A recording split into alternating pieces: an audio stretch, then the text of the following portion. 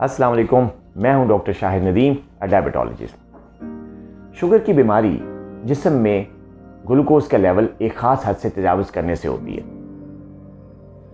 Sugar की बीमारी दो तरह की होती है, एक को हम टाइप 1 डायबिटीज़ कहते हैं और एक को टाइप 2 डायबिटीज़ कहते हैं। ब्लड ग्लूकोज जब हाई होता है तो हमारे जिस्म में एक लबलबा होता है जिसमें से एक हार्मोन निकलता है जिसको हम इंसुलिन कहते हैं। और इंसुलिन जो है, जो ग्लूकोज है ब्लड में, उसको सेल में डालकर हमें एनर्जी भी मुहैया करता है और ब्लड में जो ग्लूकोज का लेवल है उसको एक ख़ास हद तक नॉर्मल रखता है।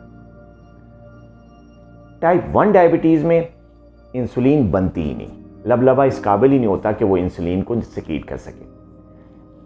जबकि टाइप 2 डायबिटीज़ में इंसुलिन बनती है, या तो कम बनती है या फिर उसका असर प्रॉपरली नहीं होता, जिसकी वजह से इंसान के जिस्म में ब्लड ग्लूकोज नॉर्मल लेवल से बढ़ जाता है।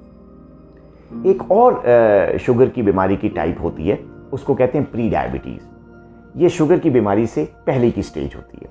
इसमें मरीज़ के लेवल, जो ग्लूकोज का लेवल होता है, वो इतना ज़्यादा हाई नहीं होता जितना टाइप 1 या टाइप 2 में होता है, लेकिन एबनॉर्मल होता है और हाई होता है।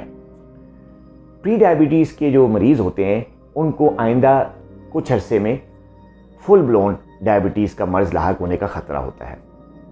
अगर वो इसको प्रिवेंट करना चाहते हैं तो तर्ज़ ज़िंदगी को चेंज करके वो प्री डायबिटीज़ से टाइप 2 डायबिटीज़ में जो चेंज होने का अमल है उसको रोक भी सकते हैं और काफ़ी अरसे तक जो है वो नॉर्मल रह सकते हैं।